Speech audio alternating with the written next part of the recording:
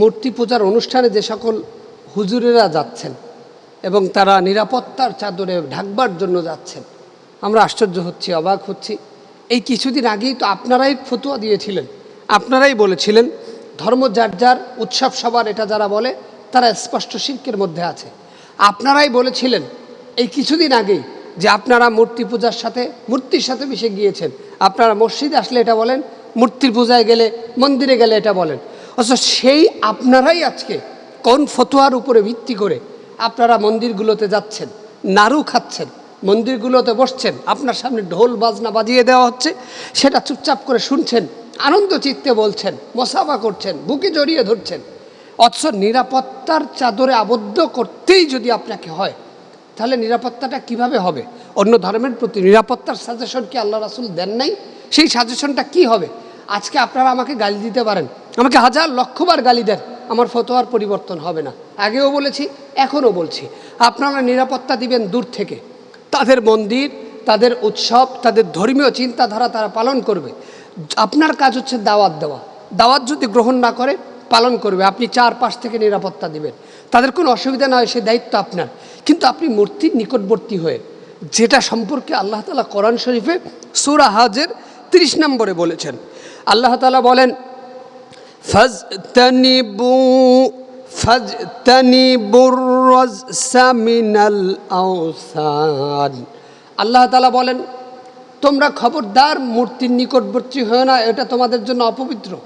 আল্লাহ তাআলা যেখানে বলছেন মূর্তি তোমাদের জন্য অপবিত্র, সেটা নিকটবর্তী তোমরা হও না, অর্থাৎ মূর্তির কাছেও যেটা আল্লাহ তাআলা নিষেধ করেছেন, অপবিত্র বলেছেন। তাদের ধর্মে তারা যা পালন করুক, আপনি হয়তো তাদেরকে দাওয়াত দিতে পারেন। ভাই, আপনারা যেই নিজেদের তৈরি মাটির মূর্তির সামনে উপস্থাপিত হচ্ছেন, এই মাটির মূর্তি, এটা তো মাটির মূর্তি না, এটা আপনাদের তৈরি মাটির মূর্তি। বরং আপনারা এটার ইবাদত না করে মাটির মালিকের ইবাদত করেন, এটা আপনারা বলতে পারেন। সেটা না বলে আপনারা সেখানে গিয়ে নিরাপত্তার চাদরের নামে মিলেমিশে একাকার হয়ে যাচ্ছেন। ইসলামের কোন ফতোয়ার আলোকে আপনারা এমন করছেন আমার বুঝে আসে না। আজকে হুজুরেরা, তারা নন ইসলামিক পলিটিক্যাল টিম যারা, তাদেরকে আপনারা যেখানে শিক্ষা দিবেন, সেখানে আজকে তাদের কাছে আপনারা প্রশ্নবিদ্ধ। আপনাদের বেলায় এই ফতোয়াটা জায়েজ, আর তাদের বেলায় জায়েজ না, এমনটা হওয়ার তো কথা ছিল না। ফতোয়া তো সকলের জন্য সমান। আপনারা আপনাদের জায়গায় এখনও সময় আছে। মূর্তির সাথে সম্পর্ক করে কখনো ইসলামের বিজয় নিশ্চিত করা যায় না। আল্লাহ তাআলা আপনাদেরকে সুন্দর অবস্থান দিয়েছে, একটা সুন্দর পরিবেশ দিয়েছে। এটার অর্থে এখন এর পক্ষে আপনি হাজার যুক্তি উপস্থাপন করেন, এটা না। রাসূল সাল্লাল্লাহু আলাইহি ওয়াসাল্লাম সন্ধি চুক্তি করেছিলেন, আপনারা সকলেই জানেন। সে চুক্তির মধ্যে সাল্লাল্লাহু আলাইহি সাল্লামের কৌশল ছিল, কিন্তু মূর্তির সাথে সম্পর্ক ছিল না।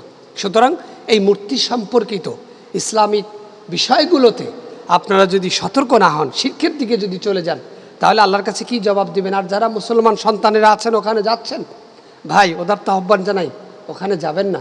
তাদের ধর্মীয় উৎসব তারা পালন করুক, আপনি মুসলমানের সন্তান হিসেবে ওখানে কিভাবে যান? আপনার মসজিদে কি তারা আছে? আপনার ঈদগাহে কি তারা আসে? আল্লাহ তাআলা বলেছেন ইন্না শিরকা লা যুলমান আযীম। আল্লাহ বলেছেন নিশ্চয়ই শিরক হলো সব থেকে বড় জুলুম।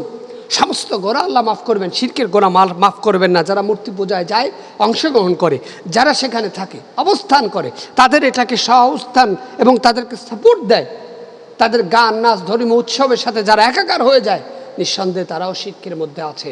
ভাই, আল্লাহকে ভয় করুন, দিন ইসলামের পথে ফিরে আসুন। আল্লাহ তাআলা আমাদের প্রত্যেককে ইসলাম এবং কোরআনের সঠিক জীবন পরিচালিত হওয়ার তৌফিক দান করুক। আমিন।